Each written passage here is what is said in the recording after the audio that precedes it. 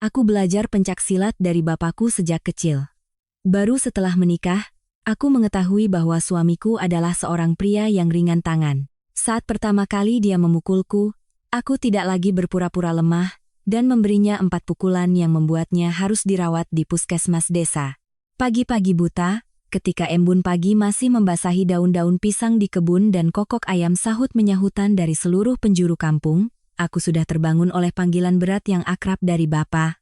Lantai plesteran semen merah di pendopo rumah kami, tempat kami bertiga Bapa, aku, dan kakakku berkeringat mempraktekkan jurus-jurus dasar silat, kini telah menyimpan begitu banyak kenangan masa kecilku.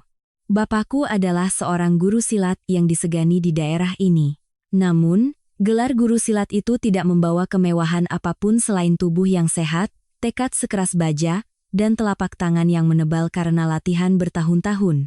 Bapak sering berkata, anak perempuan belajar silat bukan untuk menjadi jagoan dan menindas yang lemah, tetapi untuk melindungi diri saat dalam bahaya, agar bisa berdiri tegar menghadapi badai kehidupan tanpa harus tunduk pada siapapun. Latihan-latihan keras itu telah meresap ke dalam darah dan dagingku sejak rambutku masih dikuncir 2, mengubah seorang gadis yang tadinya tampak rapuh menjadi pribadi yang memiliki kekuatan batin yang tangguh, lentur, dan tajam. Namun, tak ada yang bisa menebak jalan hidup. Kekuatan yang Bapa wariskan kepadaku melalui setiap kuda-kuda dan pukulan bertenaga justru menjadi sesuatu yang kemudian selalu Ibu pesankan untukku sembunyikan rapat-rapat. Hari itu, aku menikah dan diboyong ke rumah suamiku. Suasana meriah sebuah pernikahan yang disebut-sebut sebagai salah satu yang termegah di kabupaten, kukira adalah pertanda masa depan yang bahagia dan utuh. Restoran mewah dengan meja-meja berbalut kain putih, tamu-tamu ramai bersulang mendoakan, dan tawariang bergema di salah satu sudut kota. Suamiku, Mas Budi, adalah seorang pemuda yang berpenampilan terpelajar dan sopan, bicaranya lembut dan pandai merayu, membuat siapapun yang melihatnya memuji ibu karena pandai memilih menantu. Namun, di balik setelan jas yang rapi dan senyum ramah yang tampak berkilau itu, di telingaku masih terngiang-ngiang pesan ibu sebelum aku berangkat. Ibu menarik tanganku, dengan jemari kurusnya yang gemetar, ia menyelipkan sebuah gelang emas mahar ke dalam tasku, lalu dengan suara tercekat mengingatkan bahwa laki-laki di desa ini terkenal patriarkis, dan keluarga calon suamiku terkenal sangat menjunjung tinggi adat dan martabat. Setelah menikah, kamu harus pandai-pandai bersabar dan menunduk. Jangan pernah menunjukkan sifat aslimu yang kuat atau kemampuan silatmu, nanti bisa membawa petaka. Saat itu, melihat sorot mata ibu yang cemas, aku hanya bisa mengangguk patuh untuk menenangkannya. Siapa sangka, kepatuhan awalku itu justru tanpa sengaja membuka jalan bagi malapetaka, menjebakku dalam perangkap batin yang menyesakkan tanpa jalan keluar sejak hari-hari pertamaku menjadi seorang istri. Fajar di hari keduaku sebagai menantu belum lagi menyingsing di balik rumpun bambu desa, aku sudah harus beranjak dari ranjang yang masih beraroma pengantin baru untuk bergegas turun ke dapur. Udara dingin dan lembab khas pedesaan Jawa di hari-hari menjelang Lebaran, bercampur dengan bau asap dapur yang pedas membuat dadaku sesak. Ibu mertuaku, Ibu Sumarni, seorang wanita kurus dengan mata setajam pisau dan mulut yang selalu cemberut seolah memandang rendah, sudah berdiri berkacak pinggang di beranda sejak tadi. Begitu melihatku, suaranya yang melengking dan ketus langsung terdengar. Menantu macam apa tidur sampai siang, membuat semua urusan rumah tangga jadi terlambat. Beliau langsung menyodorkan daftar panjang aturan tak tergoyahkan di keluarga Tirtayasa. Mulai dari kewajiban bangun sebelum subuh untuk menyapu halaman dan merebus air untuk teh bapa mertua, hingga urusan masak-memasak 2 kali sehari, yang harus menyajikan hidangan lengkap untuk sesajen leluhur sebelum boleh dihidangkan untuk keluarga. Hal yang membuatku paling sesak napas bukanlah tumpukan pekerjaan berat itu, melainkan sikap mereka yang menganggap menantu perempuan tak lebih dari sekadar alat untuk melayani. Pak Tirtayasa, bapak mertuaku, sepanjang hari hanya duduk santai di kursi panjang sambil minum teh, sesekali berdeham lalu mulai menceramahi tentang kewajiban seorang istri untuk patuh pada suami dan melayani keluarga. Tentang bagaimana wanita dilahirkan untuk mengurus suami dan anak, bukan untuk mengejar ijazah atau bergaya hidup tinggi. Dalam makan malam pertama keluarga, saat aku baru saja mengambil sepotong ayam untuk menambah tenaga, ibu mertua menggebrak meja dengan sumpitnya. Wajahnya masam sambil menyindir, di keluarga ini, Tidak ada tradisi menantu makan duluan sebelum mertua dan suami menyentuh makanan. Dasar tidak punya sopan santun, tidak dididik dengan benar. Mas Budi yang duduk di sampingku, bukannya membelaku, malah ikut-ikutan ibunya. Matanya melirikku dengan tatapan meremehkan dan memerintahku ini itu seolah aku ini pembantu. Sepanjang makan malam itu, menelan nasi yang terasa pahit di kerongkongan, aku baru benar-benar memahami getirnya kehidupan yang pernah ibu alami. Namun, alih-alih menangis dan memohon belas kasihan, di dalam hatiku mulai tumbuh sebuah kekuatan dingin yang berkata bahwa kesabaran ada batasnya, dan itu bukanlah sesuatu yang bisa mereka manfaatkan untuk memaksakan kehendak aneh mereka. 3 hari setelah pernikahan, sesuai tradisi, kami pulang mengunjungi rumah orang tuaku. Udara dingin awal musim kemarau terasa menusuk. Begitu melangkah melewati pagar tanaman kembang sepatu yang kukenal, melihat sosok kurus ibuku yang sedang sibuk di sumur, hatiku seketika luluh. Semua kekesalan yang terpendam selama beberapa hari terakhir nyaris tumpah menjadi air mata. Namun, di depan Mas Budi yang tersenyum pongah seolah menunjukkan dirinya menantu yang berbakti, aku terpaksa menelan kembali air mataku, berpura-pura tersenyum ceria menyapa ibu, demi menjaga martabat kedua keluarga. Saat Mas Budi duduk di teras mengobrol dengan bapakku, ibu cepat-cepat menarikku ke sudut dapur yang remang. Matanya yang sayu karena lelah menatap lekat setiap inci wajahku. Hanya dengan melihat lingkaran hitam di bawah mataku dan posturku yang sedikit lelah, ibu yang berpengalaman itu sudah mengerti apa yang harus kutanggung di keluarga mertuaku yang kaku itu. Ibu menggenggam erat tanganku.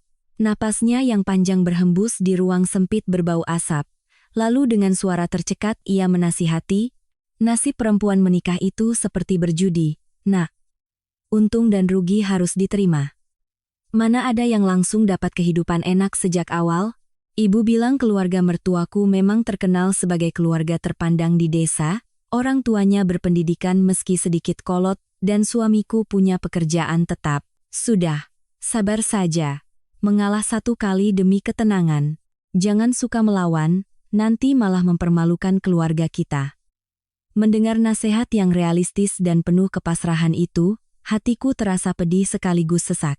Aku tahu ibu berkata begitu karena sayang padaku, takut aku terlunta-lunta, bukan karena membela kelakuan aneh keluarga mereka. Aku hanya bisa memeluk bahu kurus ibu, mengangguk patuh untuk menenangkannya, namun jauh di dalam hati, ada sebuah sudut yang sangat teguh berkata, kesabaranku ada batasnya. Jika mereka terus melunjak dan menginjak-injak harga diriku, topeng kelembutan ini akan pecah berkeping-keping. Keesokan paginya, saat kokok ayam belum lagi membangunkan desa dan kabut tipis masih menyelimuti rumpun-rumpun bambu, suasana menyesakkan di rumah keluarga Tirtayasa, kembali menindih pundakku seperti batu besar. Belum sempat aku duduk untuk beristirahat, setelah pagi yang sibuk dengan sapu dan panci bubur untuk seluruh keluarga, ibu mertuaku, Ibu Sumarni, sudah masuk ke dapur sambil berkacak pinggang. Matanya yang tajam menyapu sekeliling. Lalu dengan suara ketus ia berkata bahwa mulai hari ini, perhiasan emas mahar atau harta bawaan apapun yang ibu berikan padaku harus diserahkan kepada keluarga suami untuk disimpan sebagai modal usaha keluarga. Katanya, pemikiran untuk menyimpan harta pribadi bagi keluarga asal adalah tradisi buruk yang tidak bisa diterima di sini. Mendengar itu, dadaku sesak. Perasaan tidak enak mulai menjalari pikiranku. Bukan karena aku menyesali harta itu, tetapi karena sifat serakah dan egois keluarga ini sudah mulai menanggalkan topeng kemewahannya, menampakkan wajah asli mereka yang begitu licik. Mas Budi, yang duduk di meja sambil menyeruput teh kental, dengan santai mendukung ibunya.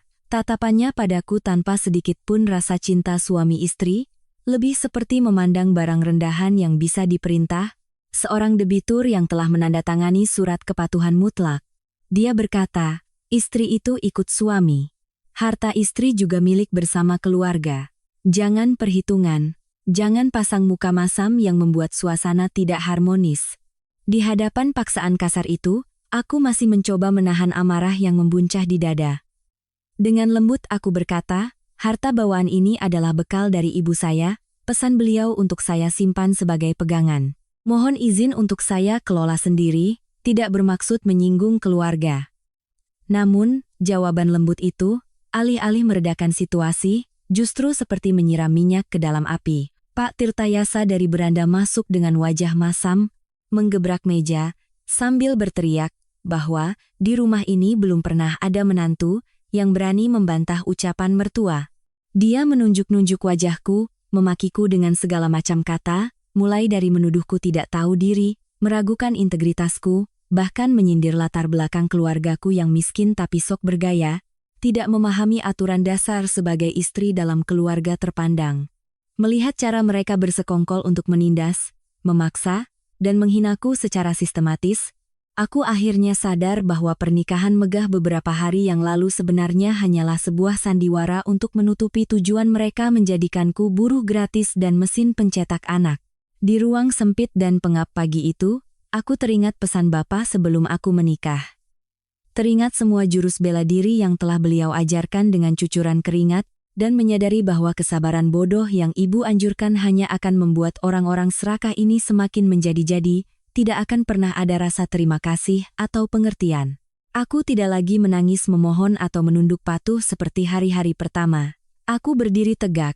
Tatapan mataku yang dingin menatap lurus ke setiap orang di rumah itu dengan sikap yang anehnya begitu tenang, membuat mereka sedikit terkejut. Keheninganku yang penuh kekuatan itu membuat Ibu Sumarni sedikit gentar.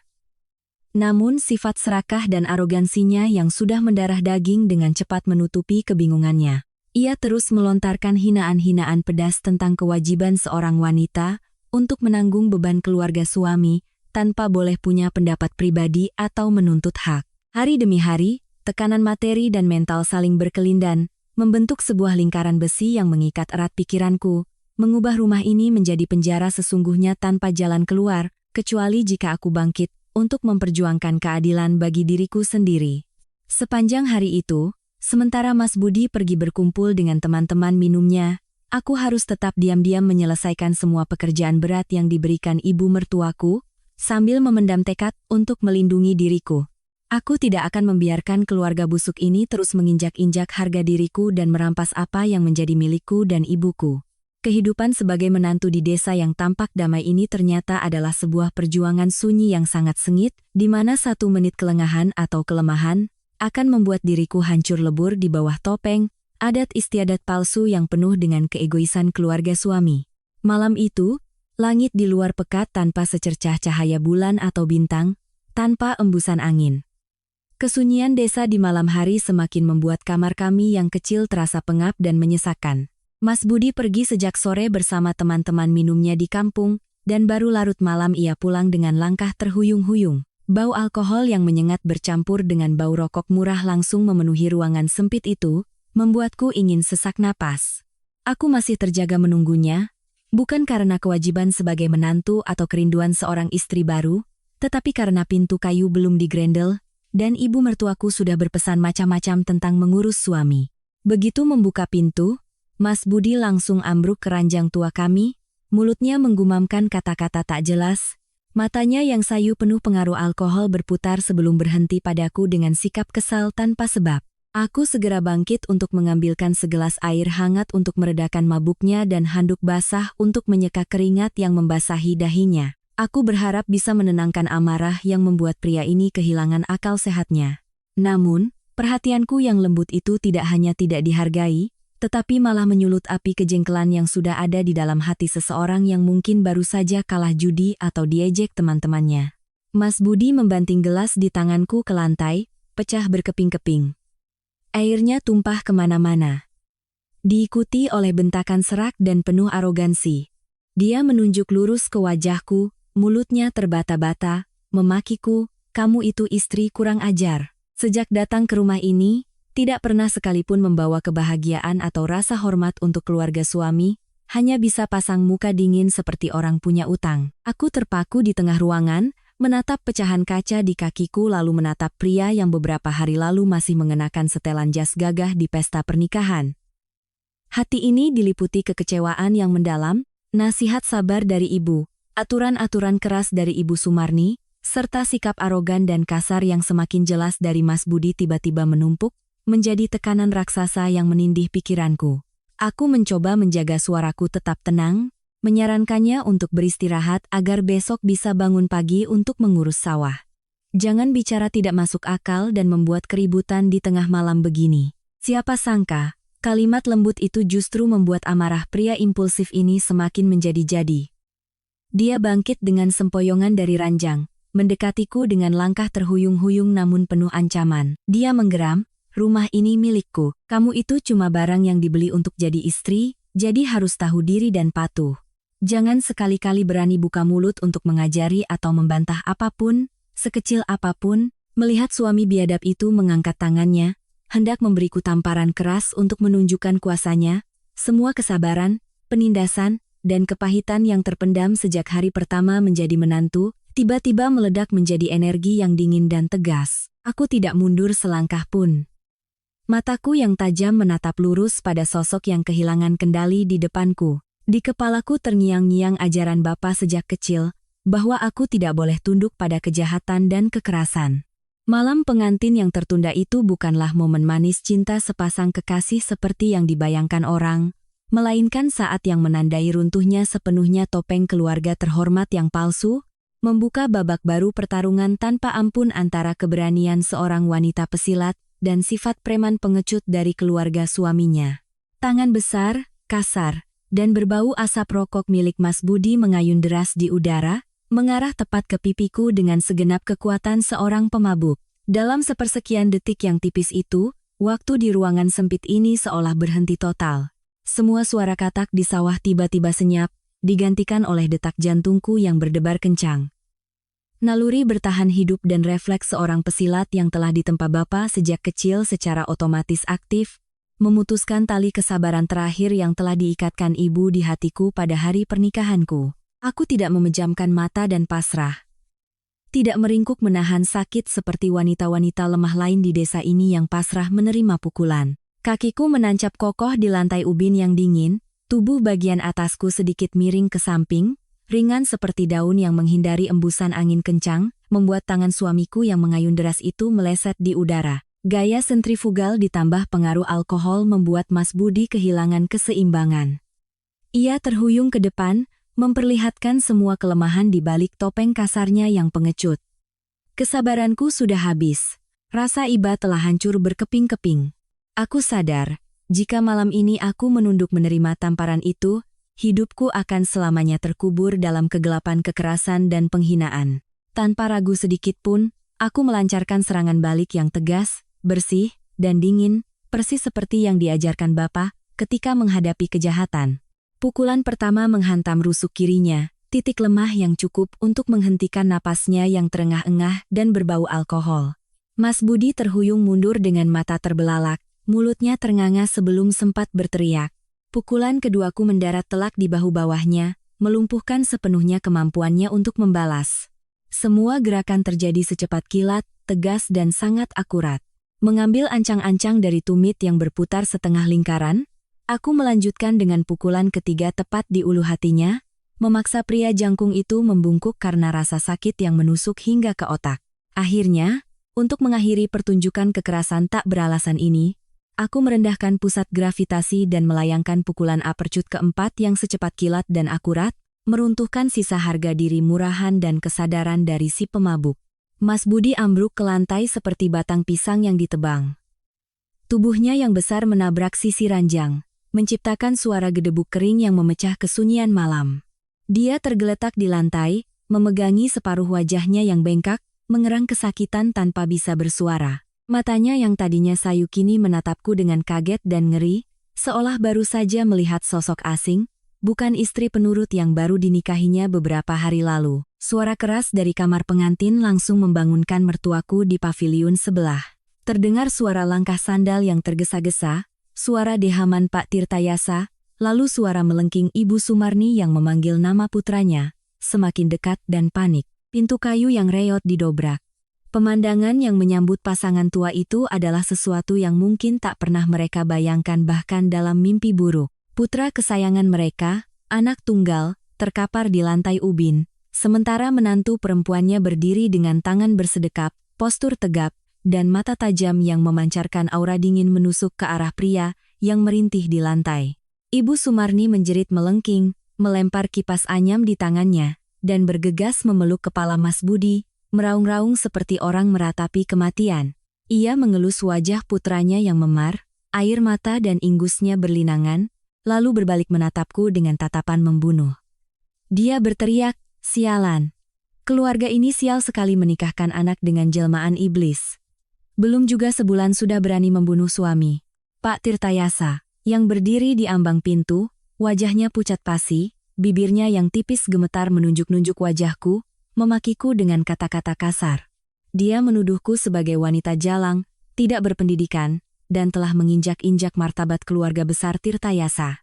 Di hadapan tuduhan tak berdasar dan pembelaan buta dari orang-orang tua ini, hatiku anehnya menjadi sangat tenang. Tidak ada sedikit pun rasa takut, juga tidak ada niat untuk membela diri di hadapan orang-orang yang hatinya sudah picik. Aku merapikan bajuku, mengatur napas, lalu dengan suara yang jelas dan tajam seperti pisau membelah batu, aku berkata kepada mertuaku, "Saya datang ke sini sebagai menantu dan istri, membawa didikan dari keluarga saya dan rasa hormat untuk keluarga ini. Tetapi, jika putra bapak dan ibu merasa kuat, lalu mabuk dan mengangkat tangan pada istrinya seolah dia sampah, maka saya juga tidak perlu menyembunyikan kemampuan saya untuk membela diri." Ketenangan dan sikapku yang tak gentar, semakin membuat Pak Tirtayasa dan Ibu Sumarni murka. Namun, mereka tak berdaya karena Mas Budi mulai muntah-muntah, memegangi dadanya, dan terengah-engah dengan keringat dingin. Keributan di tengah malam itu membuat beberapa tetangga menyalakan lampu, anjing-anjing menyalak di sepanjang jalanan desa. Takut malu pada tetangga, Pak Tirtayasa terpaksa menelan amarahnya. Dia buru-buru menelepon seorang kerabat di ujung gang untuk membawa sepeda motor, mengantar putranya ke puskesmas desa. Melihat punggung bungkuk kedua orang tua itu yang bersusah payah memapah pria besar keluar dari gerbang, lenyap di telan kabut malam yang dingin, meninggalkan kamar yang berantakan dengan pecahan kaca. Aku duduk di tepi ranjang yang kosong, memunguti satu persatu pecahan gelas yang tadi dilempar Mas Budi. Hatiku tidak merasakan sedikit pun penyesalan atau kasihan. Aku tahu betul, 4 pukulan malam ini tidak hanya merobohkan seorang suami pengecut, tetapi juga secara resmi menghancurkan belenggu mental dan adat istiadat tak masuk akal yang mencoba merenggut hidupku. Perang hukum dan moral dengan keluarga Tirtayasa kini baru benar-benar dimulai, dan aku siap menghadapinya dengan keteguhan seorang wanita yang tidak akan pernah menundukkan kepala pada takdir. Malam itu di puskesmas desa, insiden yang seharusnya bisa diselesaikan diam-diam demi menjaga nama baik keluarga terpandang di desa itu, justru menjadi panggung lain bagi sifat egois dan kebiasaan playing victim keluarga Tirtayasa. Setelah dokter jaga malam memeriksa, mengukur tekanan darah, dan membalut luka Mas Budi seadanya, kesimpulannya adalah, dia hanya mengalami memar di jaringan lunak, gegar otak ringan akibat benturan, dan mual karena mabuk yang diperparah oleh hantaman keras. Sama sekali tidak ada patah tulang atau cedera organ dalam yang berbahaya seperti yang diteriakkan Ibu Sumarni. Namun, setelah menerima surat keterangan dan saran dari petugas medis untuk memantau kondisi di rumah, ibu mertuaku tidak merasa lega. Sebaliknya, dia malah berteriak-teriak, menuduh puskesmas bekerja asal-asalan, dan menuntut agar putranya dirujuk ke rumah sakit kabupaten untuk pemeriksaan menyeluruh. Pak Tirtayasa, yang berdiri di sampingnya sambil memegang tongkat, wajahnya sehitam pantat panci, terus-menerus berdeham lalu, dengan suara seraknya, menyalahkan tim medis karena tidak memihak mereka untuk menimpakan tuduhan berat pada menantunya, yang kurang ajar. Keributan itu mengganggu seluruh sudut puskesmas kecil di tengah malam, membangunkan pasien lain yang sedang dirawat. Akhirnya, kepala puskesmas harus turun tangan untuk menegur. Barulah keluarga itu mau diam, dan dengan enggan memapah putra kesayangannya yang masih merintih itu naik ke motor butut untuk kembali ke rumah. Ketika kegelapan sekali lagi menyelimuti kamar pengantin yang berantakan, perang mulut yang sesungguhnya baru meledak tanpa perlu khawatir didengar tetangga. Begitu melangkah melewati ambang pintu, Ibu Sumarni langsung melempar tasnya ke lantai, menyerbu ke tengah ruangan seperti ayam aduan yang terluka. Dia berteriak dan menunjuk-nunjukku dengan kata-kata paling berbisa yang bisa diucapkan seorang atasan kepada bawahannya. Dia meraung, keluarga ini sial 8 turunan menikahi perempuan berhati iblis. Belum lewat masa bulan madu sudah berani bertindak kejam pada suami, memukuli anak orang sampai babak belur, dan harus dibawa ke rumah sakit tengah malam. Bersandar di bingkai jendela, aku mempertahankan sikap tenang yang luar biasa. Kedua tangan bersedekap di dada, mataku yang tajam menatap lurus ke wanita yang sedang mengamuk di depanku tanpa berkedip. Ketenanganku yang dingin itu semakin membuat amarah Ibu Sumarni mencapai puncaknya.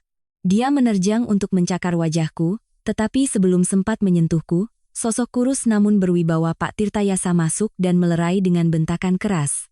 Dia menunjuk lurus ke wajahku, wajahnya memerah karena marah, menuduhku sebagai orang yang tidak tahu berterima kasih, tidak tahu diri, dan berani menginjak-injak adat istiadat luhur keluarga Tirtayasa.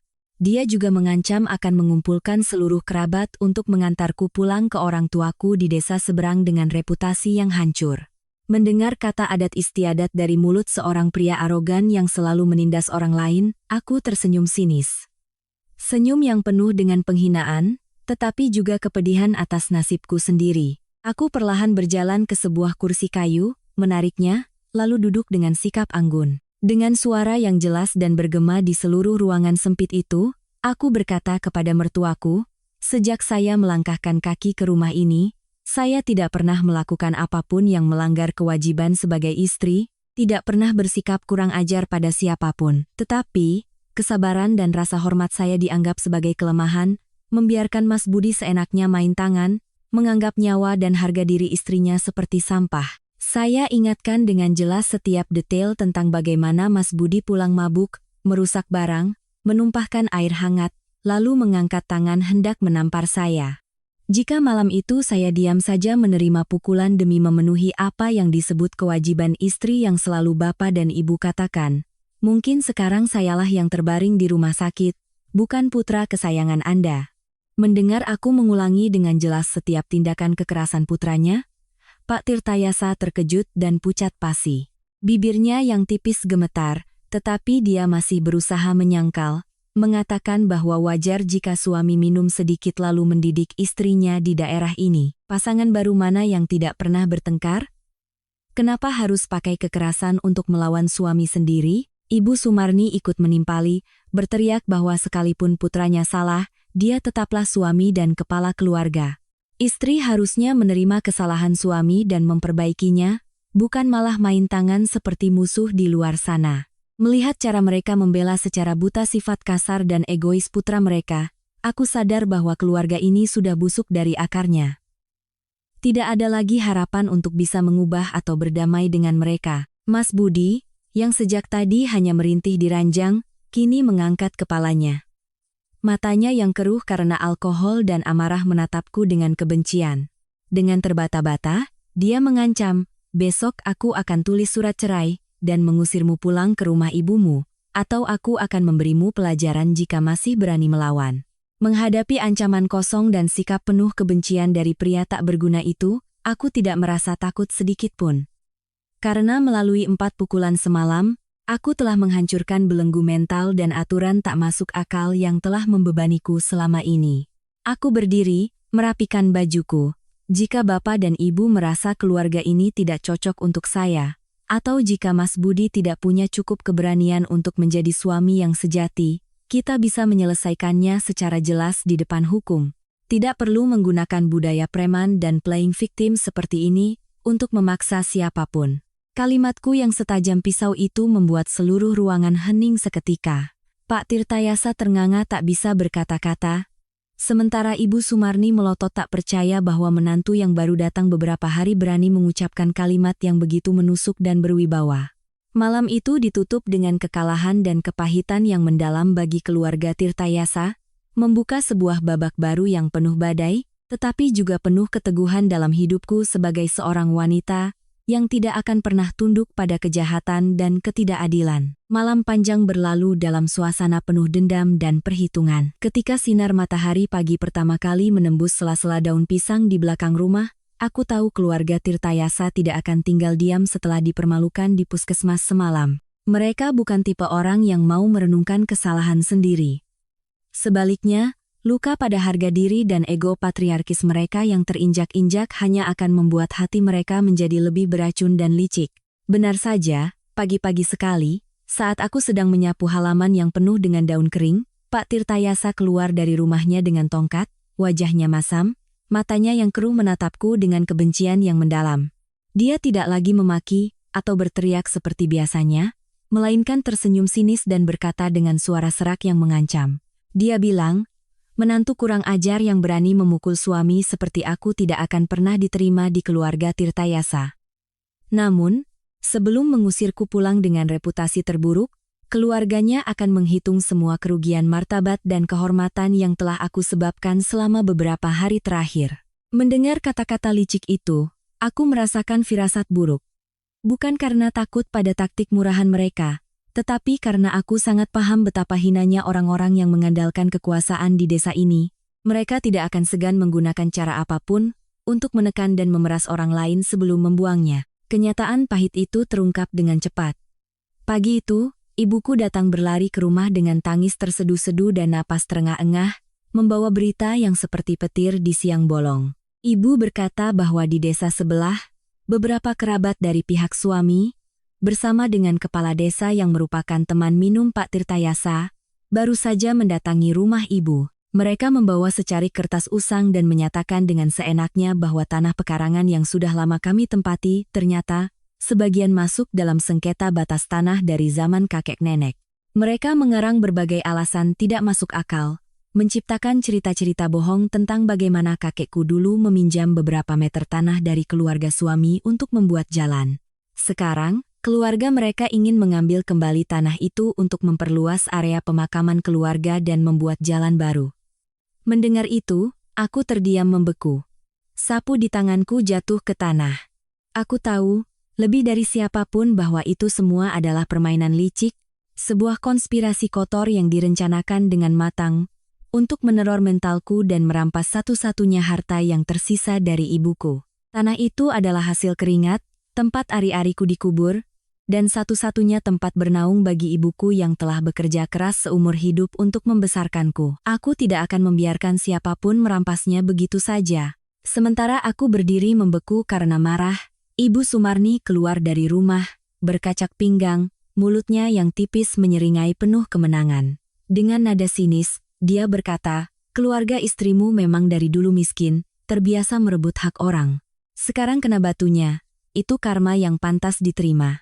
Dia melanjutkan dengan suara mendesis, mengatakan jika aku masih punya harga diri dan memikirkan nasib ibuku, sebaiknya aku berlutut meminta maaf kepada suamiku, patuh pada semua aturan keluarga Tirtayasa, dan menandatangani surat pelepasan semua hak pribadiku sebagai ganti rugi. Jika itu kulakukan, Pak Tirtayasa akan menggunakan koneksinya untuk menarik kembali gugatan sengketa tanah itu. Kelicikan dan kekejaman wanita berkedok moral ini sudah jauh di luar batas imajinasiku. Mereka menggunakan cinta seorang anak pada ibunya sebagai sandera untuk memaksaku tunduk, menjadikanku budak mental selamanya di keluarga yang menyesakan ini. Di sampingnya, Mas Budi, meskipun masih diperban, ikut menyeringai mengejek ibunya, seolah yakin akan menang. Dia yakin bahwa seorang wanita, sekuat apapun, pada akhirnya akan tunduk pada kekuatan dan kelicikan di desa ini. Namun, justru momen tergelap dan terhina itulah yang menjadi tetes terakhir yang meluapkan api tekadku untuk pergi, menyapu bersih sisa-sisa keraguan atau kesabaran yang pernah kumiliki untuk keluarga busuk ini. Aku tidak menangis memohon, juga tidak repot-repot berdebat dengan orang-orang berhati binatang di depanku. Aku dengan tenang masuk ke kamar, mengemasi barang-barang pribadiku ke dalam sebuah tas kain besar, lalu berjalan dengan gagah ke tengah halaman, di hadapan tatapan terkejut seluruh keluarga suami. Aku menyatakan dengan lantang bahwa harta dan martabat keluargaku dilindungi oleh hukum dan keadilan. Tidak akan ada cerita aku membiarkan para penjahat rendahan merampok di siang bolong. Dan pernikahan neraka ini, aku akhiri detik ini juga, tanpa perlu berpikir dua kali. Kalimatku yang tegas dan dingin itu membuat Pak Tirtayasa dan Ibu Sumarni pucat pasi, ternganga tanpa bisa mengucapkan ancaman apapun lagi. Sementara aku, dengan kepala tegak, melangkah lurus melewati gerbang, bertekad untuk mencari keadilan dan menuju jalan kebebasan yang sepenuhnya baru untuk hidupku. Siang itu, terik matahari awal musim kemarau memantul dari jalanan tanah merah yang panas dan pengap, persis seperti suasana hatiku yang kacau. Setelah dengan tegas menyatakan akhir dari pernikahan neraka dan membela kehormatan ibuku, Aku tahu aku tidak bisa hanya diam menunggu belas kasihan dari siapapun di desa yang patriarkis ini. Orang-orang seperti keluarga Tirtayasa, yang terbiasa mengandalkan kekuasaan, pasti akan melakukan hal-hal yang lebih hina lagi setelah harga diri mereka tersentuh. Untuk mencari jalan keluar yang nyata, sebuah pijakan hukum dan mental yang kokoh untuk melindungi tanah warisan ibuku, aku memutuskan untuk mengayuh sepeda tuaku ke pusat kabupaten, tempat di mana terdapat kantor bantuan hukum dan di mana aku bisa menemukan secercah harapan di tengah kebuntuan. Sambil mengayuh, otakku berputar memikirkan dari mana harus memulai, pintu kantor mana yang harus kuketuk lebih dulu untuk membongkar konspirasi sengketa tanah yang licik yang sedang direncanakan oleh Pak Tirtayasa dan kepala desa. Saat sedang melamun, suara klakson motor dari belakang membuatku terkejut. Aku menepikan sepedaku. Sebuah motor matic berhenti tepat di sampingku. Seorang pria dengan kemeja pudar dan celana panjang yang digulung, dengan suara terkejut memanggil namaku, "Sari?" Aku mengangkat kepala, menyipitkan mata menatap orang di depanku melalui keringat dan debu jalanan. Butuh beberapa detik bagiku untuk mengenali bahwa orang di depanku adalah Adi, teman seperguruan silatku yang telah bertahun-tahun berlatih bersama di bawah pendopo rumah Bapa sejak kecil. Adi yang dulu adalah seorang remaja kurus dan hitam, kini telah tumbuh menjadi pria dewasa yang matang dengan tatapan mata yang tajam namun sangat hangat dan baik hati. Bertemu lagi di kota kecil yang berdebu ini, di saat aku sedang berada dalam kondisi paling terpuruk dan memalukan dalam hidup seorang wanita yang baru saja menikah, emosiku seketika pecah. Semua kepahitan, kesedihan, dan ketegaran yang selama ini kupendam, tiba-tiba tumpah menjadi air mata. Adi dengan cepat menyadari wajahku yang kuyu dan mataku yang bengkak penuh beban. Dia tidak banyak bertanya, hanya dengan sabar menuntun sepeda reotku ke sebuah warung kecil di pinggir jalan, memesan 2 gelas es tebu dingin, lalu dengan lembut duduk di hadapanku untuk mendengarkan. Melihat ketulusan dan keakraban dari teman lama, hatiku sedikit menghangat, tidak lagi merasa sendirian di tengah arus kehidupan yang kejam. Aku mulai menceritakan seluruhnya kepada Adi. Dari hari pertama aku menjadi menantu. Aturan-aturan yang menyesakan, keserakahan mertua, hingga kekerasan suamiku, dan puncaknya adalah konspirasi kotor yang menargetkan tanah milik ibuku. Setiap kata yang kuucapkan membawa serta kemarahan dan kekecewaan yang telah lama terpendam. Tapi yang paling mengejutkanku adalah Adi tidak menunjukkan rasa kaget atau iba yang klise.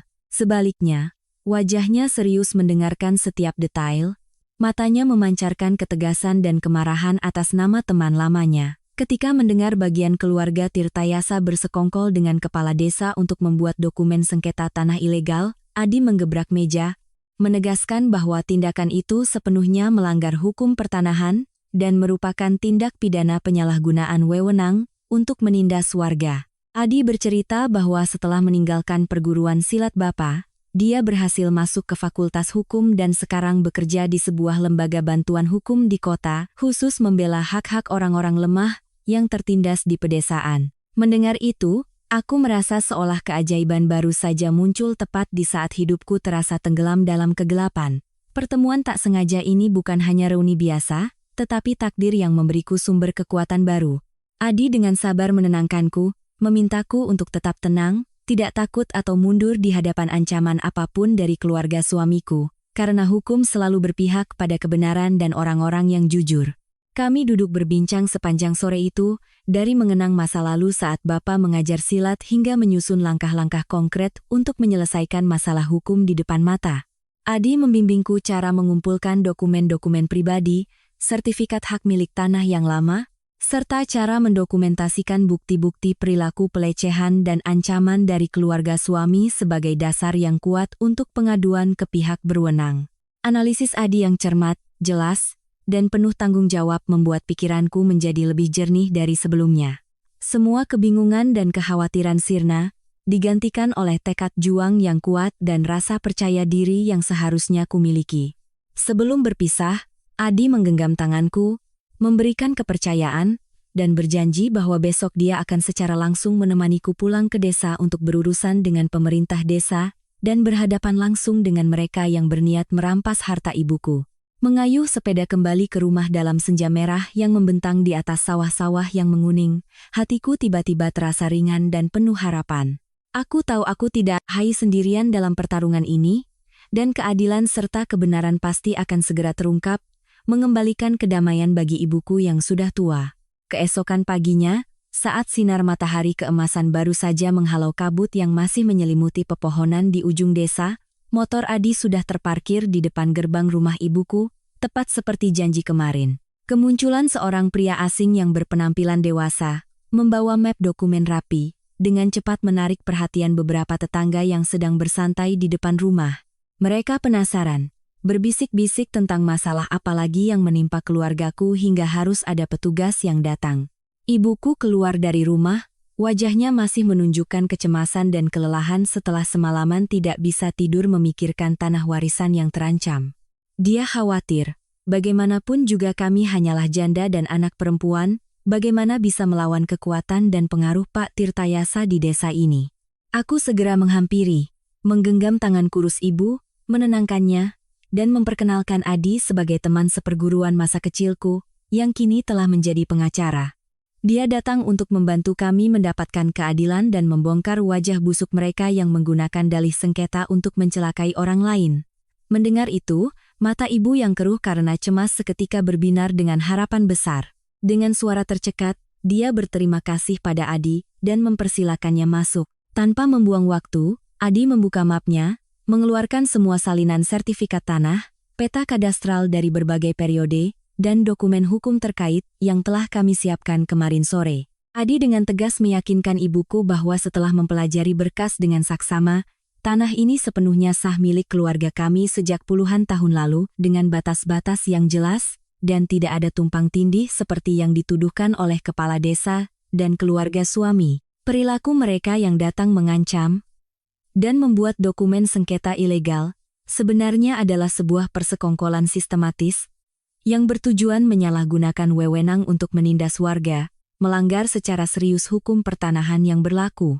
Adi membimbing kami menulis surat pengaduan darurat yang ditujukan kepada kepala desa dan kantor pertanahan kabupaten, melampirkan semua bukti pemalsuan dokumen dan pelecehan mental yang dilakukan oleh kelompok dari pihak suami. Adi juga secara resmi bertindak sebagai kuasa hukum kami selama proses penyelesaian sengketa ini. Analisis yang tajam, jelas, dan sikap profesional Adi membuatku merasa sangat tenang, seolah ada benteng kokoh yang melindungi kami di tengah badai kehidupan. Pagi itu juga, Adi menemaniku membawa berkas hukum yang lengkap dan tajam itu langsung ke kantor desa untuk bertemu dengan pihak-pihak terkait. Penampilan Adi yang berwibawa dan sikapku yang percaya diri membuat kepala urusan pemerintahan dan petugas pertanahan yang menerima kami harus memandang kami dengan cara yang berbeda, tidak lagi berani meremehkan seperti biasanya. Adi memaparkan setiap pasal dan ayat hukum, menunjukkan semua kesalahan dan ketidakjelasan dalam berita acara sengketa yang dibuat sepihak oleh kepala desa tanpa persetujuan kami atau verifikasi dari otoritas yang berwenang. Di hadapan dasar hukum yang kuat dan tak terbantahkan itu, petugas pertanahan terpaksa mengakui bahwa proses penerimaan pengaduan sebelumnya terlalu tergesa-gesa dan kurang verifikasi. Dia berjanji akan segera memerintahkan tim mediasi desa untuk menghentikan semua kegiatan pengukuran atau intervensi di tanah kami dan melakukan verifikasi ulang dari awal sesuai prosedur hukum. Melihat wajah bingung para pejabat desa saat berhadapan dengan argumen tajam Adi, aku merasakan dengan jelas bahwa topeng kekuasaan dan arogansi keluarga Tirtayasa mulai retak dan runtuh di bawah cahaya keadilan. Ketika kami keluar dari kantor desa, berita tentang bagaimana aku, dengan bantuan pengacara, berhasil membongkar permainan kotor keluarga suami menyebar dengan cepat ke seluruh pelosok desa, membuat keluarga Tirtayasa panik bukan main. Pak Tirtayasa, begitu mendengar kabar itu, langsung bergegas datang ke kantor desa untuk mencari tahu.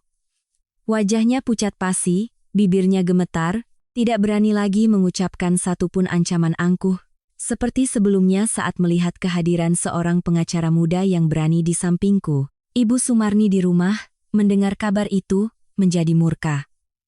Dia berteriak-teriak dan memaki-maki di sepanjang gang, menuduhku menyewa orang untuk melawan keluarga suami. Tapi kali ini, tidak ada satupun warga desa yang membelanya, atau setuju dengan kebiasaan playing victimnya. Karena semua orang sudah melihat dengan jelas kesalahan dan kekejaman dalam cara keluarga Tirtayasa bertindak.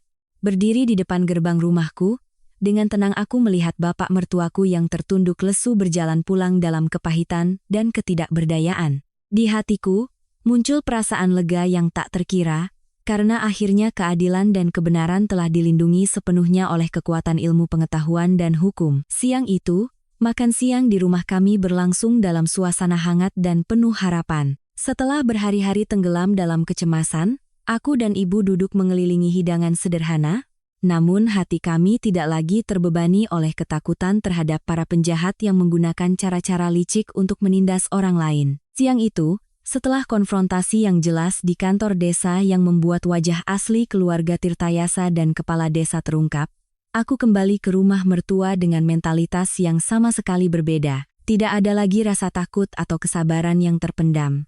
Kini, setiap langkahku di jalan desa yang dinaungi pepohonan terasa mantap, ringan, dan penuh ketegasan. Aku sadar bahwa rumah megah keluarga Tirtayasa, sebesar apapun, hanyalah sebuah sangkar pengap tempat manusia menggunakan topeng adat dan patriarki untuk menindas dan merampas martabat seorang wanita. Sekarang, ketika peta hukum dan dukungan tajam dari Adi telah menghancurkan sepenuhnya konspirasi kotor mereka, aku tahu inilah saatnya untuk mengakhiri drama komedi tragis ini. Aku tidak bisa terus mengubur masa mudaku dan harga diriku di dalam keluarga yang telah busuk dari akarnya. Begitu mendorong gerbang kayu yang reyot dan melangkah masuk ke halaman, aku langsung merasakan suasana suram dan berat menyelimuti seluruh rumah. Ibu Sumarni berdiri berkacak pinggang di ambang pintu, wajahnya pucat karena marah dan kebingungan setelah mendengar kabar dari desa, matanya yang tajam menatapku, seolah ingin memakanku hidup-hidup, tapi di balik penampilannya yang garang, tersirat kegelisahan yang tak bisa disembunyikan. Pak Tirtayasa duduk terkulai di kursi panjangnya, memegang pipa rokok, tapi tak berani mengisapnya. Wajahnya tertunduk ke lantai seperti pecundang dalam pertaruhan hidup dan mati. Di sudut ruangan, Mas Budi, setelah pagi yang babak belur baik secara fisik maupun mental, baru mengangkat kepalanya dengan penampilan yang menyedihkan. Matanya yang sayu penuh kebencian menatapku dengan tatapan pahit seorang pria tak berguna yang egonya tersakiti. Aku berjalan melewati mereka seolah tak melihat keberadaan orang-orang yang tenggelam dalam kedengkian itu. Aku langsung masuk ke kamar pengantin untuk melakukan pekerjaan terpenting hari itu. Aku membuka lemari kayu tua, mengambil tas kain besar yang pernah ibu berikan, lalu dengan rapi mengemasi setiap barang pribadiku. Semua gerakanku dilakukan dengan perlahan, tegas, dan sangat tenang, seperti seseorang yang bersiap meninggalkan penginapan setelah badai semalam. Melihatku benar-benar berkemas, bukan hanya mengancam seperti wanita lain di desa, Ibu Sumarni tak bisa menahan amarahnya, dan menyerbu masuk ke kamar. Dia menunjuk wajahku dan berteriak, "Dasar wanita tak tahu berterima kasih. Belum lewat sebulan sudah berani mengajak orang luar mengacaukan keluarga suami. Sekarang mau pergi? Jangan harap bisa melangkahi gerbang ini lagi." Dia mengancam bahwa jika aku berani keluar, reputasiku dan seluruh keluarga besarku akan tercemar di seluruh kabupaten ini. Aku berhenti sejenak, berbalik menatap lurus ke arah wanita berkedok moral, tapi berhati licik itu, bibirku sedikit menyunggingkan senyum sinis. Dengan tenang dan jelas, aku berkata, "Kehormatan saya dan keluarga saya dibangun dengan keringat dan air mata kami sendiri. Kami sama sekali tidak butuh orang licik seperti Anda untuk menilai atau memberi restu." Kalimatku yang setajam pisau itu membuat Ibu Sumarni terdiam, mulutnya ternganga tak bisa berkata-kata lagi. Dia mundur dengan perasaan tak berdaya. Mas Budi dari sudut tempat tidur mencoba bangkit, berteriak, "Kau pikir pergi begitu saja mudah? Jangan mimpi bisa lari dari tanggung jawab setelah menjadi menantu di rumah ini." Aku berbalik menatap lurus pada suami kasar yang pernah mengangkat tangan padaku.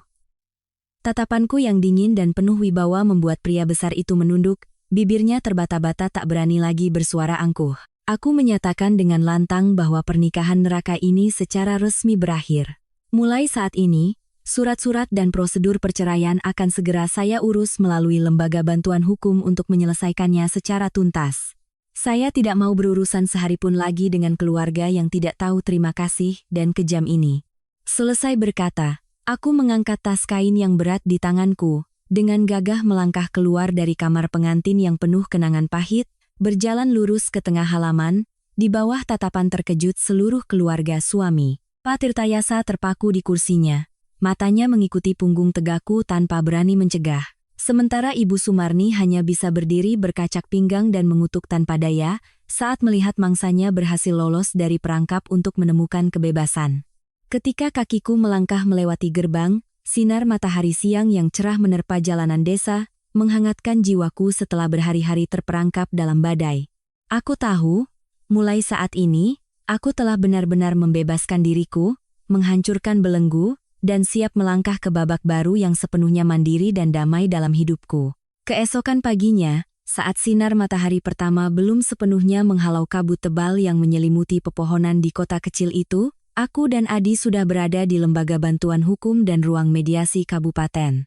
Suasana di dalam ruangan kerja yang kecil namun terang itu seketika menjadi tegang dan pengap saat keluarga Tirtayasa melangkah masuk dengan wajah penuh kebencian. Di depan, Pak Tirtayasa berjalan tertatih dengan tongkatnya, diikuti oleh Ibu Sumarni dengan bibir terkatup rapat, matanya yang tajam menyapu ruangan seolah ingin menelan semua orang.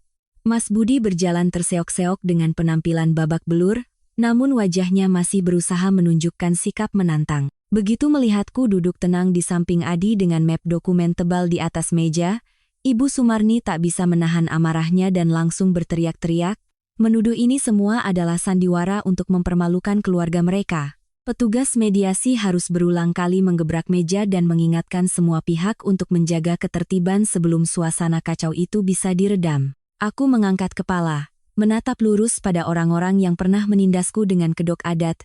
Hatiku tidak merasakan sedikit pun ketakutan.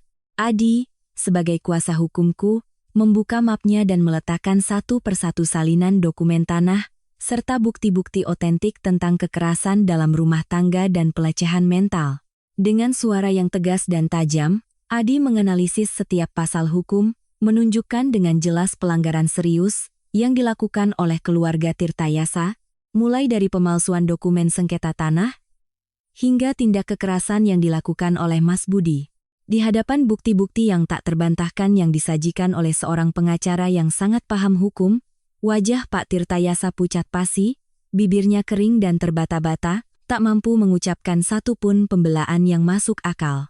Ibu Sumarni, melihat suaminya terdesak, mencoba melancarkan jurus andalannya, playing victim. Dia berteriak-teriak menuduh menantunya kabur dari rumah mengikuti laki-laki lain dan menuntut keluarga suami untuk membagi harta.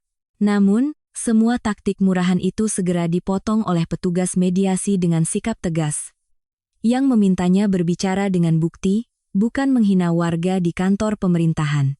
Aku perlahan berdiri, berbicara dengan suara yang jelas, tenang, namun penuh kekuatan, bergema di seluruh ruangan sempit itu, membuat semua orang terdiam mendengarkan. Aku menyatakan dengan tegas bahwa pernikahan ini sudah lama hancur karena kekerasan, keserakahan, dan arogansi keluarga Tirtayasa. Sama sekali tidak ada niat untuk rujuk atau bertahan sehari pun lagi.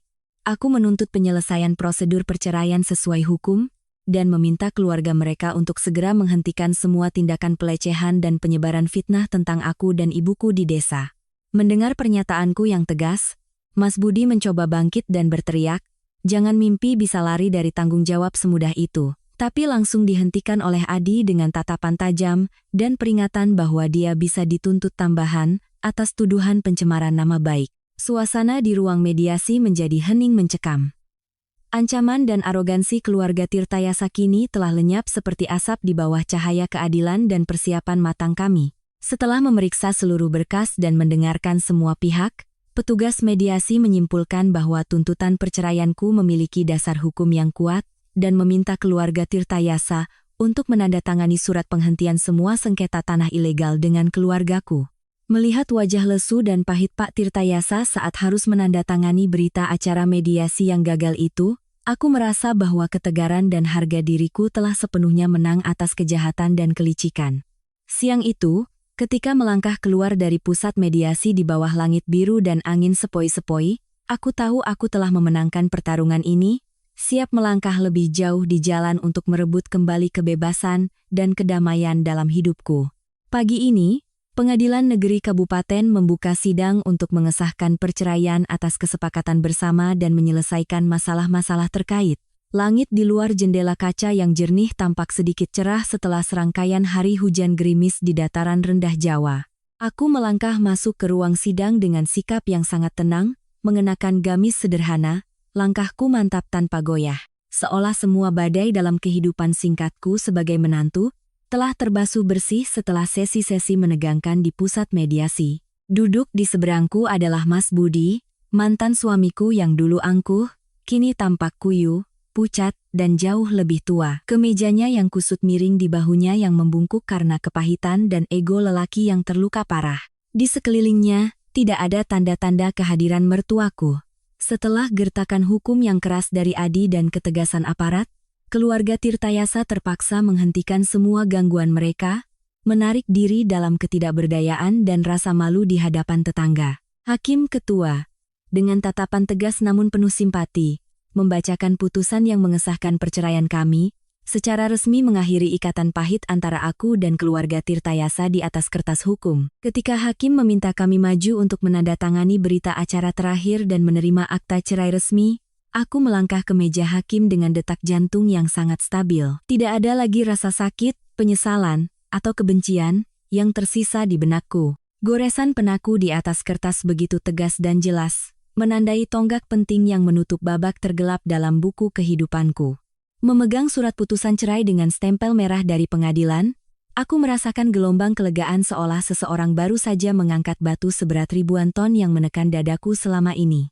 Melangkah keluar dari gerbang pengadilan, sinar matahari siang yang cerah menerpa jalan aspal yang panjang, menghangatkan bahuku dan mengusir sisa-sisa dingin dari pernikahan yang salah. Adi sudah menungguku di samping motornya di bawah pohon rindang. Dia tersenyum ramah, menatapku seperti seorang sahabat sejati yang memahami semua badai yang baru saja kulewati. Dia mengucapkan selamat, karena aku telah menemukan kembali kebebasanku yang sah. Aku balas tersenyum kepada teman seperguruan lamaku itu, dalam hati berterima kasih pada takdir yang telah membawa Adi kembali di saat yang tepat untuk menjadi sandaran kokoh bagi aku dan ibuku. Kembali ke rumah kecil ibuku di desa seberang, di mana suara angin berdesir di antara rumpun bambu dan aroma padi baru yang harum menyatu dalam kedamaian. Aku tahu, mulai saat ini, aku benar-benar telah terlahir kembali untuk memulai lembaran baru yang mandiri dan penuh harapan. Ibuku keluar dari rumah, matanya berkaca-kaca penuh kebahagiaan melihat penampilan putrinya yang lega dan damai. Dia memelukku erat tanpa perlu berkata apa-apa lagi. Makan siang hari itu, meskipun hanya dengan sayur bening dan beberapa potong ikan asin, terasa begitu manis dan penuh dengan cinta seorang ibu. Aku sadar bahwa cobaan yang baru saja berlalu hanyalah ujian untuk menempa ketegaranku dalam melindungi nilai-nilai hidup dan martabat diriku sendiri. Kehidupan di luar sana masih memiliki banyak hal indah yang menanti, dan aku siap menyambut semuanya dengan hati yang terbuka, pikiran yang jernih, dan tangan seorang wanita yang telah menghancurkan belenggunya sendiri untuk menemukan dermaga kedamaian dalam hidupnya.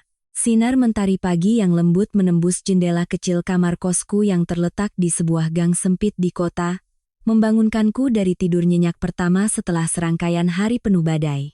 Kamar kos ini dibantu carikan oleh Adi melalui kenalannya. Meskipun tidak luas, kamar ini sangat rapi, bersih, dan berada di area yang tenang, sangat cocok untukku memulai hidup mandiri sebagai seorang wanita yang baru saja melepaskan diri dari belenggu keluarga suami. Berdiri di depan cermin kecil yang tergantung di dinding, aku merapikan pakaian sederhanaku, lalu menarik napas dalam-dalam untuk mengisi energi di hari pertama kerjaku di sebuah supermarket besar di kota ini. Berkat rekomendasi terpercaya dari Adi, riwayat hidup yang jelas, serta kepercayaan diri saat wawancara, aku berhasil lolos dan secara resmi diterima sebagai staf pemeriksa dan penata barang. Bagiku, ini bukan sekadar mata pencaharian untuk menghidupi diri sendiri setelah bercerai, tetapi juga sebuah landasan penting untuk menegaskan nilai diriku. Membuktikan bahwa seorang wanita, seberat apapun badai pernikahan yang dialaminya, selama memiliki kemauan dan tangan yang mau bekerja, ia bisa sepenuhnya mandiri tanpa bergantung pada siapapun.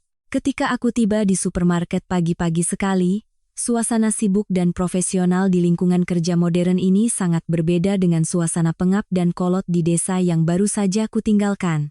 Manajer area gudang dan display, seorang wanita parubaya yang cerdas namun sangat ramah, dengan cepat mengajariku proses pemeriksaan barang masuk, memilah produk, dan menatanya di rak agar terlihat rapi dan menarik.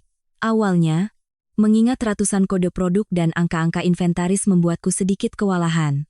Namun, dengan ketekunan, ketelitian, dan pikiran jernih yang telah terlatih sejak kecil, aku dengan cepat bisa beradaptasi. Hanya dalam beberapa jam, tumpukan kardus telah terbuka, setiap produk tertata rapi di rak oleh tanganku yang cekatan, memberikan perasaan kepuasan kerja yang nyata dan menenangkan. Aku menyukai perasaan keringat yang membasahi dahi sementara pikiranku tenang. Tidak perlu lagi was-was dengan tatapan sinis ibu mertua, tidak perlu mendengar omelan tak masuk akal, atau hidup dalam ketakutan akan kekerasan.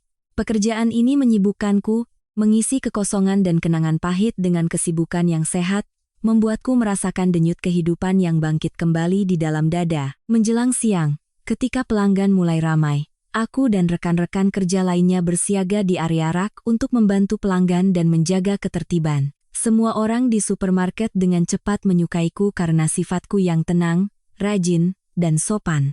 Tidak ada yang tahu masa laluku yang penuh gejolak. Mereka hanya melihat seorang wanita muda yang bekerja keras dengan senyum ramah di bibirnya. Saat istirahat makan siang yang singkat, kami berkumpul di ruang istirahat karyawan, berbagi bekal makan siang sederhana. Sambil makan, kami mengobrol riang tentang berbagai hal, dari harga sayuran di pasar hingga pengalaman mengasuh anak. Duduk di antara para wanita pekerja yang jujur itu, hatiku terasa hangat luar biasa. Tidak lagi merasa kesepian atau sedih seperti seorang wanita yang baru saja mengalami perceraian.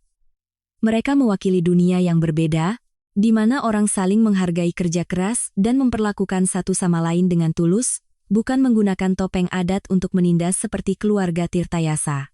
Sore harinya, ketika jam kerja berakhir, aku merapikan barang-barangku, berpamitan dengan teman-teman, lalu dengan santai mengayuh sepeda kembali ke kamar kosku, melewati jalan-jalan kota yang mulai bermandikan cahaya lampu. Di sepanjang jalan, hiruk-pikuk lalu lintas dan tawa riang dari warung-warung pinggir jalan menyatu dengan angin sepoi-sepoi, memberikan perasaan damai yang telah lama hilang. Aku berhenti di sebuah warung kecil untuk membeli sayuran segar dan sedikit daging untuk makan malam.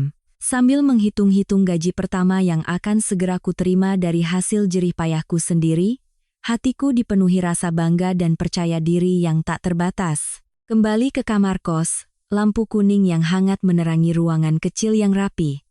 Aku menyiapkan makan malam sederhana namun lezat. Lalu dengan santai membaca kembali beberapa buku hukum yang pernah diberikan Adi. Aku sadar bahwa hidupku kini telah benar-benar membuka lembaran baru.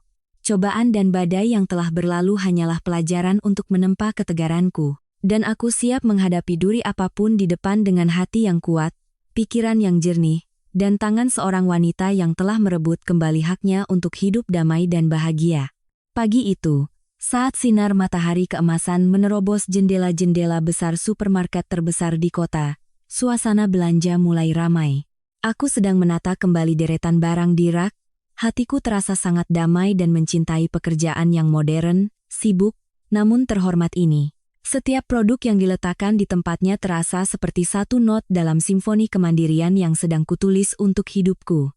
Namun, kedamaian itu tiba-tiba terkoyak oleh sebuah teriakan melengking dan sinis dari pintu masuk area barang konsumsi, menarik perhatian seluruh karyawan dan pelanggan. Sosok kurus yang familiar dengan baju lusuh dan mata tajam yang mencari-cari muncul di lorong utama. Tidak lain dan tidak bukan adalah Ibu Sumarni, mantan ibu mertuaku yang penuh dengan drama dan kebiasaan playing victim dari desa. Tanpa mempedulikan rasa malu atau tatapan penasaran orang-orang di sekitarnya, dia menyerbu masuk ke dalam supermarket, berteriak-teriak memanggil namaku dengan suara yang memekakkan telinga. Melihat kemunculan Ibu Sumarni yang tiba-tiba dan penuh niat jahat, rekan-rekan kerjaku yang berada di dekatku terkejut. Mereka bergegas menghampiri dan bertanya ada apa antara aku dan wanita tua yang sedang mengamuk itu. Aku memberi isyarat agar mereka tenang, menarik napas dalam-dalam untuk mengisi ketenangan di dada, lalu melangkah keluar dari balik rak, dengan gagah menghadapi wanita yang sedang berdiri berkacak pinggang dan memaki-maki di tengah supermarket itu. Melihatku muncul, Ibu Sumarni semakin menjadi-jadi.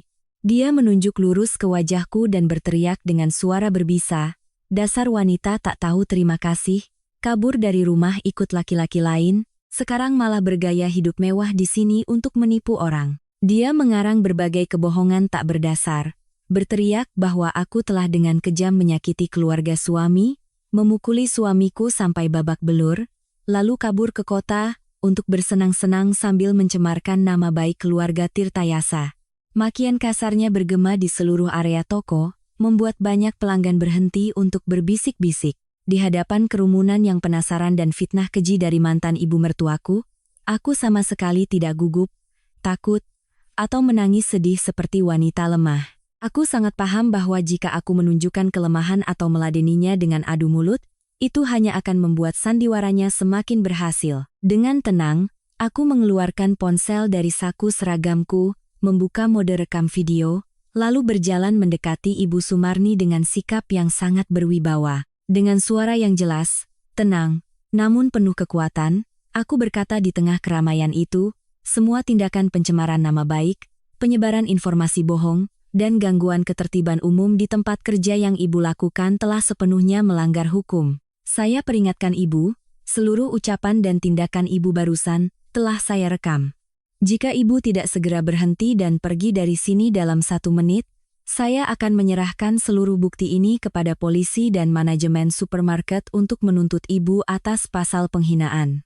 Mendengar kata polisi dan melihat ponsel yang merekam wajahnya dengan lampu kilat menyala, Ibu Sumarni yang tadinya merasa di atas angin seketika pucat pasi. Bibirnya yang tipis terbata-bata, tak mampu lagi melontarkan makian. Pelanggan di sekitar, setelah mendengar duduk perkaranya dan menyaksikan sikapku yang sopan namun tegas, mulai mengkritik perilaku norak wanita tua itu, menyarankannya untuk pulang daripada membuat malu diri sendiri.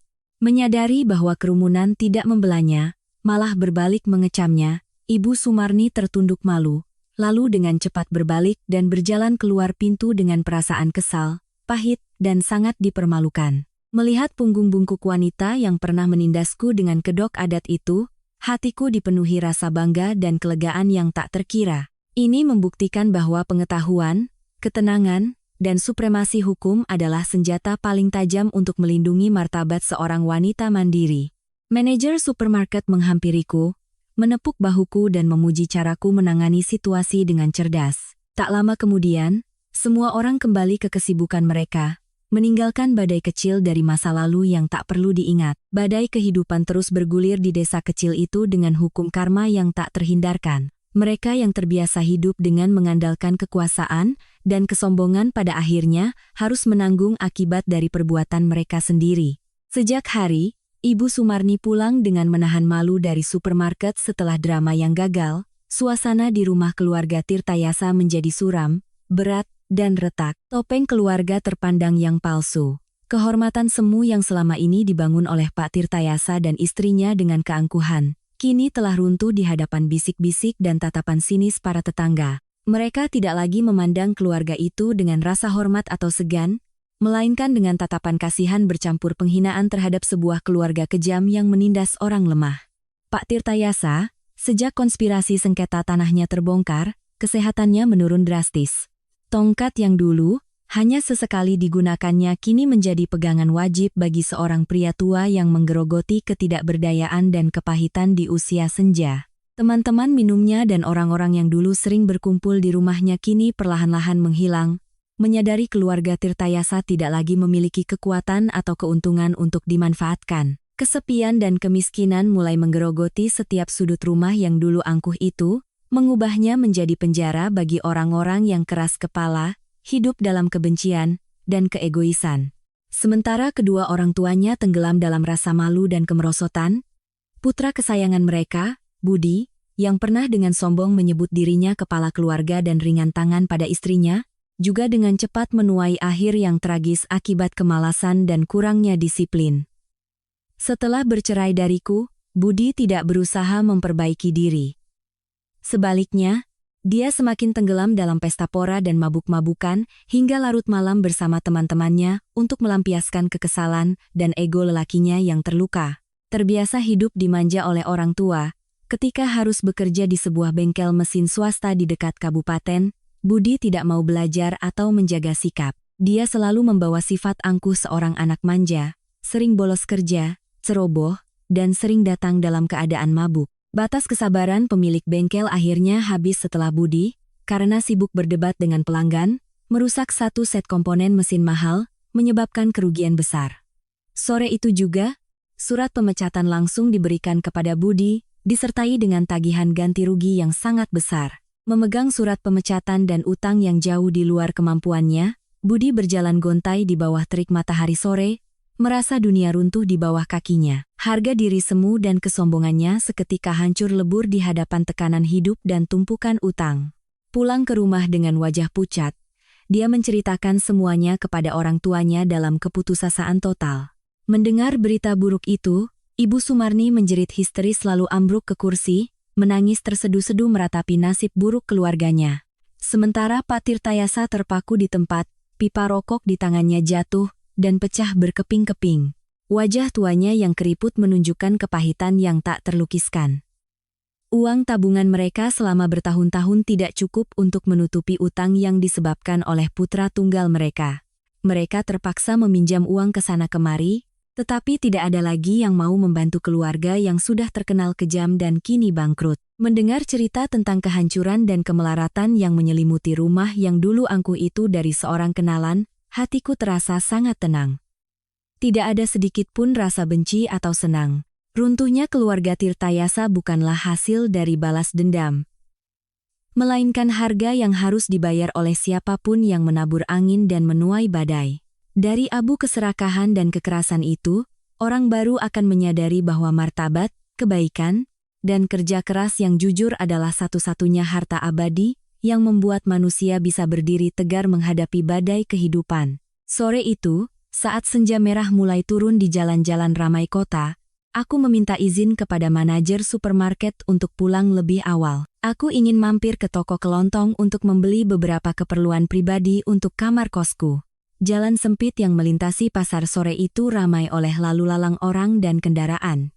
Saat sedang menuntun sepedaku dengan santai di sebuah pertigaan, mataku tiba-tiba terpaku pada sesosok tubuh yang familiar, yang sedang duduk lesu di trotoar depan sebuah warung sepi. Itu adalah Ibu Sumarni, mantan ibu mertuaku yang dulu begitu angkuh dan merasa berkuasa. Penampilannya sekarang sangat kontras dengan masa lalunya. Bajunya lusuh. Rambutnya yang mulai memutih tergerai lelah, pipinya tirus karena kurang tidur, dan tangannya yang kurus gemetar memegang topi anyaman yang sobek untuk menahan panas. Melihat pemandangannya yang begitu menyedihkan, hatiku tidak merasakan sedikit pun rasa senang atau benci. Sebaliknya, ada rasa pedih yang mendalam melihat hukum karma yang begitu kejam. Ketika manusia terlalu asyik dengan keegoisan, kesombongan, dan keserakahan untuk menindas orang lain, suatu hari mereka akan dihancurkan oleh beban waktu dan kesalahan mereka sendiri. Ibu Sumarni sepertinya juga menyadari sosok yang berdiri diam tak jauh darinya. Dia mengangkat kepala, matanya yang keruh karena lelah menatapku dengan ekspresi yang rumit, campuran antara rasa malu, kepahitan, dan penyesalan yang tak terkatakan. Tak bisa lagi menghindar, dia bangkit dengan susah payah, menyeret tubuhnya yang rapuh ke arahku. Bibirnya yang tipis gemetar hendak berbicara, tetapi kemudian terdiam, seolah-olah harga diri semu yang selama ini dipegangnya masih menahan sisa-sisa martabat terakhirnya. Tidak ingin membiarkan wanita tua itu terlalu lama dalam rasa malu, aku berinisiatif menuntun sepedaku mendekat. Aku menunduk hormat, menyapanya dengan sopan, dan menanyakan kabarnya. Mendengar sapaanku yang lembut namun penuh hormat, Ibu Sumarni tiba-tiba menangis terseduh-seduh. Air mata penyesalan yang terlambat mengalir di pipi keriputnya. Dia memegang lenganku, dengan suara serak dan terbata-bata menceritakan kondisi keluarganya yang menyedihkan. Pak Tirtayasa jatuh sakit dan terbaring di tempat tidur karena stres, rumah mereka terlilit utang, dan putra kesayangan mereka, Budi, telah pergi tanpa kabar setelah dipecat, meninggalkan kedua orang tuanya, yang tua renta dalam kemiskinan. Dia menatapku dengan mata berkaca-kaca, memohon belas kasihanku untuk kembali atau setidaknya membantu mereka keluar dari kesulitan ini. Dia mengakui semua kesalahannya di masa lalu, menunduk dan mengakui bahwa kesempitan hati dan kekejamannya lah yang telah membawa keluarganya ke titik ini. Di hadapan kehancuran total dan permohonan memilukan dari orang yang pernah menyakitiku, aku tetap mempertahankan sikap tenang, hening, dan sangat teguh. Aku dengan lembut melepaskan tanganku dari genggamannya, menarik napas dalam-dalam, lalu perlahan-lahan menyuarakan isi hatiku. Aku mengatakan kepadanya bahwa urusan antara aku dan keluarga Tirtayasa sudah lama selesai dengan adanya surat cerai dan putusan hukum yang adil. Sama sekali tidak ada niat untuk kembali atau menanggung beban yang bukan lagi menjadi tanggung jawabku. Aku menjelaskan kepadanya bahwa hidup setiap orang ditentukan oleh tangan dan pikiran mereka sendiri. Siapa menabur, dia akan menuai. Kehancuran keluarga Tirtayasa bukan disebabkan olehku, melainkan harga yang tak terhindarkan dari kesombongan, kekuasaan, dan kekerasan yang mereka lakukan. Namun, meskipun aku tidak bisa kembali menjadi menantu atau menanggung utang mereka, aku tetap menjaga prinsip kemanusiaanku. Aku tidak menggunakan kata-kata kasar untuk menghina atau menambah luka mereka. Aku menasihati Ibu Sumarni untuk tetap tegar merawat Pak Tirtayasa, dan menyemangati mantan suamiku untuk mandiri dan bekerja keras demi membangun kembali hidupnya dari puing-puing, bukan terus berharap belas kasihan dari siapapun. Mendengar analisisku yang logis, tegas, namun tetap manusiawi, Ibu Sumarni terdiam. Bibirnya terkatup rapat, dia mengangguk dalam keheningan dan rasa malu yang mendalam. Dia sadar bahwa menantu yang dulu diremehkannya kini telah tumbuh menjadi wanita yang matang, berprinsip, dan berdiri kokoh seperti benteng yang tak bisa lagi digoyahkan atau dimanfaatkan. Aku berpamitan dengan Ibu Sumarni, lalu melanjutkan perjalananku di jalanan kota yang bermandikan cahaya senja. Hatiku terasa ringan dan damai.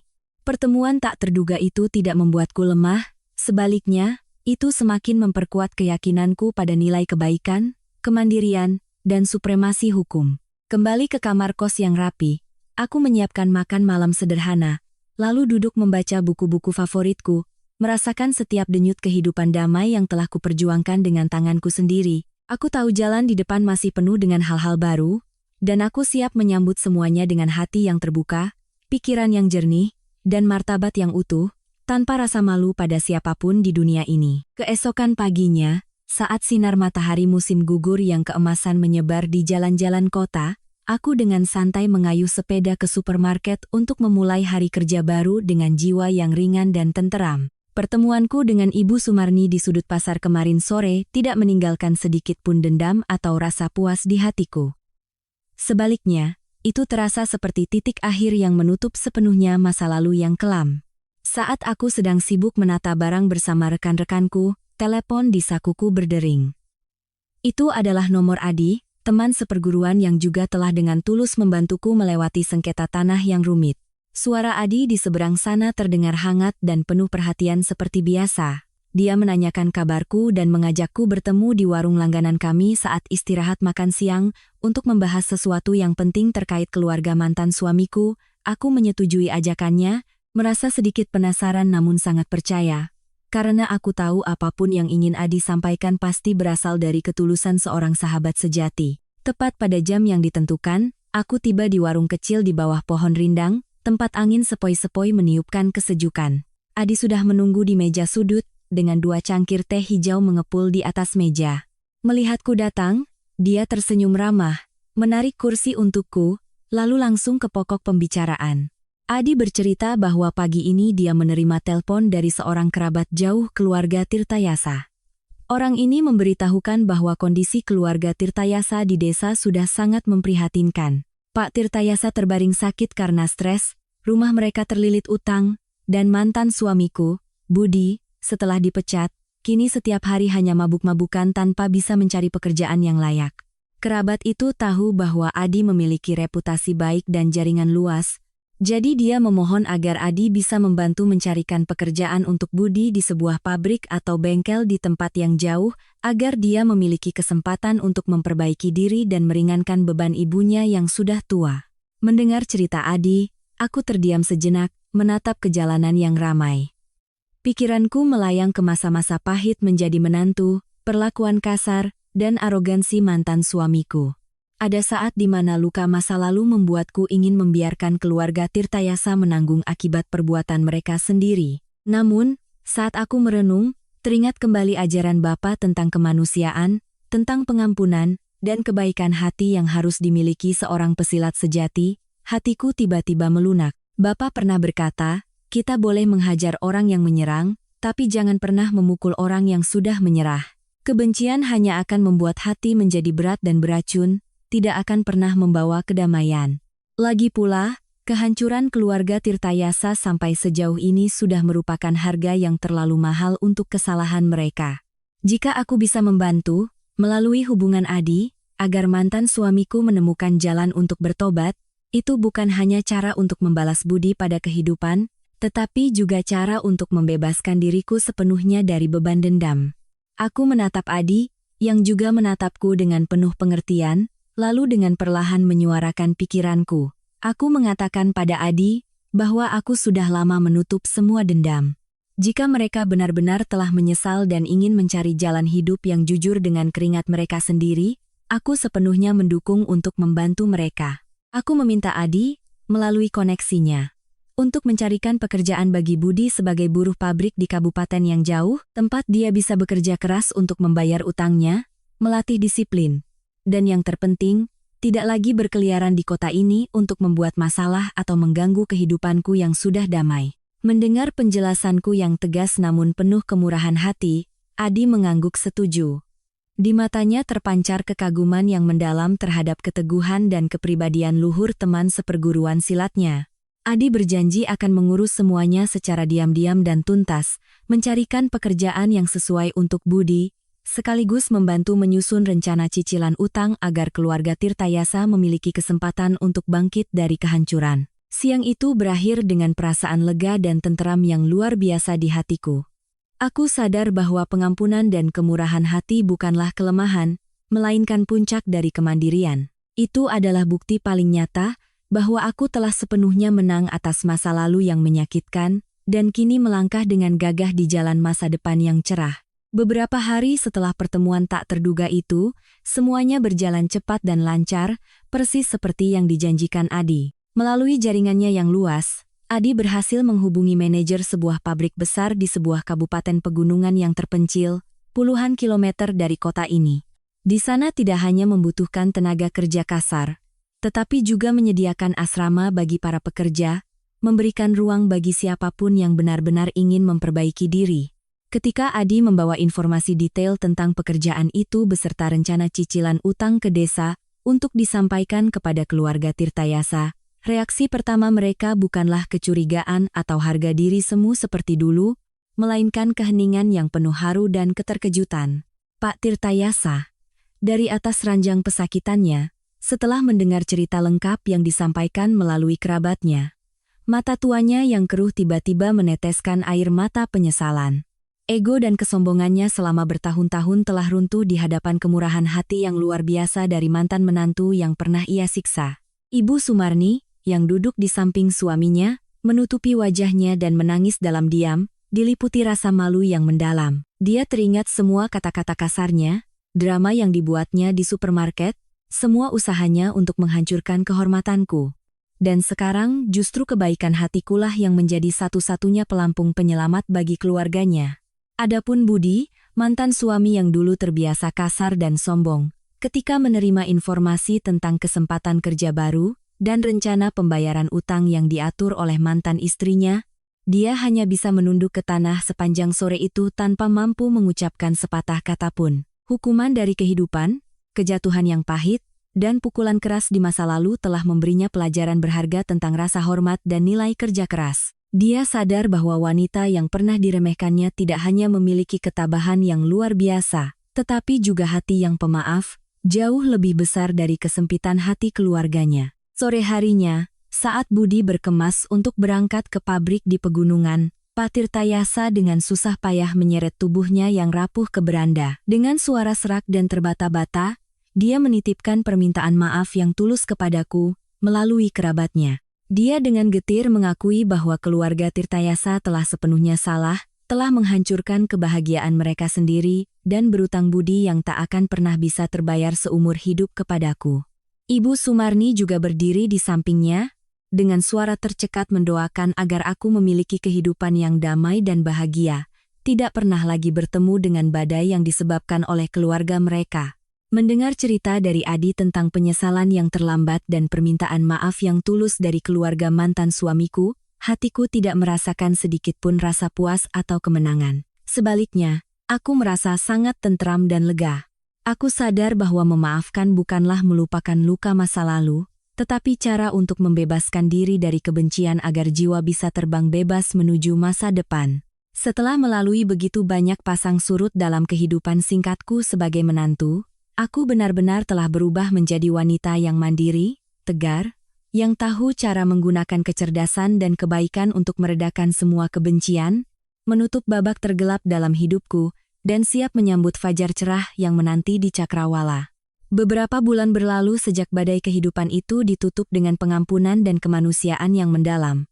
Ritme kehidupanku di kota kecil ini menjadi stabil, damai, dan penuh dengan kegembiraan kemandirian. Kamar kosku yang kecil di gang yang tenang, kini tertata rapi oleh tanganku, selalu ramai dengan tawa setiap kali rekan-rekan kerjaku mampir di akhir pekan. Pekerjaan di supermarket terus memberiku penghasilan yang stabil dan lingkungan kerja yang beradab, di mana orang saling menghargai. Berkat kerja kerasku, ketelitian, dan rasa tanggung jawab yang tinggi, aku dengan cepat dipercaya oleh manajer untuk dipromosikan menjadi kepala tim pengelola area gudang. Sebuah langkah kecil, namun sangat berarti, sebagai pengakuan atas kemampuan seorang wanita yang pernah mengalami kegagalan pernikahan.